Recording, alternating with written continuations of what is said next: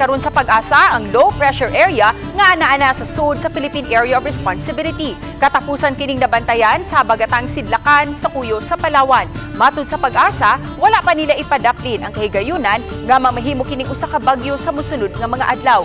Sa pagkakaron, padayong mipauwan ang LPA sa pipila ka bahin sa nasud, ilabi na sa Palawan ug sa Western Visayas. Sa Metro Weather Data, taas ang kahigayunan nga uwanon ang Central ug Eastern Visayas. Hinuon moubos ang kahigayunan ini karong gabii gawas lang sa Leyte provinces. Posible usab nga uwanon ang nahabiling bahin sa Luzon, lakip na sa Kabisayan ug Mindanao. Samtang bisan adunay daotang panahon sulod sa PAR, di paabot nga mamahimong init ug igang ang ubang bahin sa nasud ugma. Sa heat index forecast sa pag-asa, 44 degrees Celsius sa Lawag, Ilocos Norte ug Zamboanga City.